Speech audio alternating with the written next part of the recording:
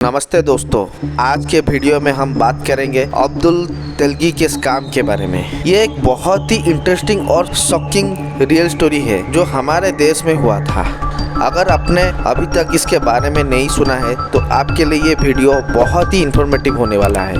दोस्तों, अब्दुल करीम तेलगी, जिनके नाम से हम सब जानते हैं, एक बिजनेसमैन थे जिन्होंने एक ऐसा बिजनेस शुरू किया था जिसमें वो डुप्लीकेट स्टाम्प पेपर बनाते थे। उनके पास एक टीम थी जो स्टाम्प को डुप्लीकेट करके बेचती थी। वो उन स्टाम्प को असली स्टाम्प के जैसे ही बनाते थे और किसी भी इंसान को पता नहीं चलता था कि वो स्टाम्प डुप्लीकेट है।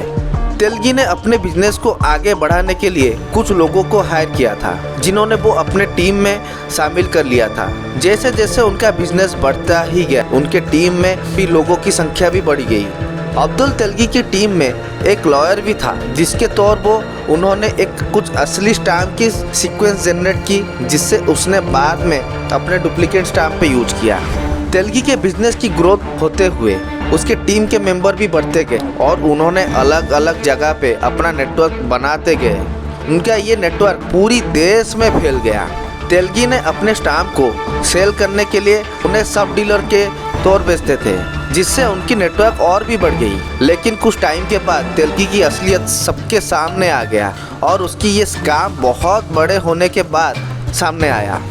तेलगी को 2001 में पुणे में अरेस्ट किया गया और उसके बाद वो मुंबई में ट्रांसफर हुआ था। पुलिस ने तेलगी को अरेस्ट किया और इन्वेस्टिगेशन भी शुरू किया। उन्होंने पता लगाया कि तेलगी की टीम लगभग 20,000 करोड़ की स्टाम्प की डुप्लीकेट कॉपीज बनाई थी। उस टाइम 2001 में 20,000 करोड़ का वैल्यू बहुत ही होता है। ये एक बहुत ही बड़ा अमाउंट है और इससे देश के इकोनॉमी को बहुत ही बड़ा नुकसान पहुँचा।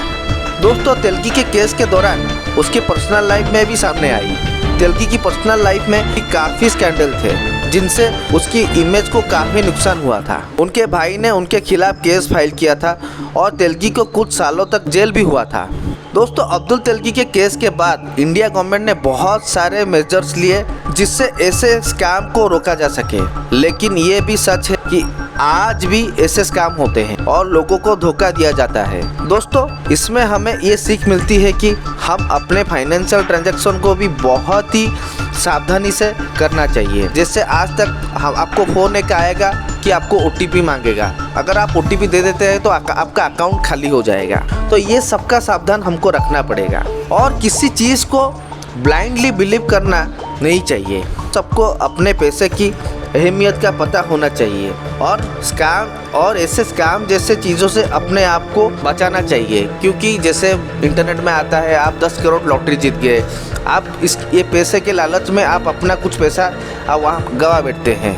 अब्दुल तेलगी के केस में ये जान पाते हैं कि ऐसे स्कैम होता है जो हमारे देश की इकोनॉमी को बहुत ही बड़ा नुकसान पहुंचता है। इसलिए हमें अपनी फाइनेंशियल ट्रांजैक्शन को बहुत ही सावधानी से परख के करना चाहिए। इंडियन गवर्नमेंट ने तेलगी को केस के बाद बहुत सारे मेजर्स लिए जिससे ऐसे स्कैम को रोका जा सके। ये मेजर कुछ समय तक इफेक्टिव भी रहा, लेकिन फिर भी लोगों के लिए ये धोखे और स्कैम का खतरा बना रहता है। अब्दुल तेलगी की केस के बाद हमें ये समझ में आता है ऐसे क्रिमिनल की पकड़ में लॉ इन्फोर्समेंट एजेंसी की बहुत बड़ी भूमिका होता है। हमारे देश के लिए लॉ इन्फोर्समेंट एजेंसी को ऐसे क्रिमिनल की पकड़ में बहुत ज़्यादा एफर्ट डालने की ज़रूरत है। इसके अलावा हमें ये भी समझ में आता है कि ऐसे स्कैम के विक्टिम के लिए भी कुछ मेजर भी होना चाहिए।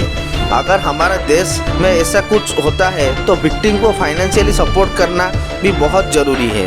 ऐसे स्कैम से बचने के लिए हमें अपनी फाइनेंशियल लिटरेसी को भी इम्प्रूव करना चाहिए और अपने पैसे की अहमियत को समझना चाहिए। हमको अपने फाइनेंशियल ट्रांजैक्शन को बहुत ही ध्यान से करना चाहिए और किसी की भी चीज़ से ब्लाइंडली ट्रस्ट भी नहीं करना चाहिए। तो ये था अब्दुल तेलगी के स्कैम के बारे में। उम्मीद है आपको ये वीडियो अच्छा लगा होगा।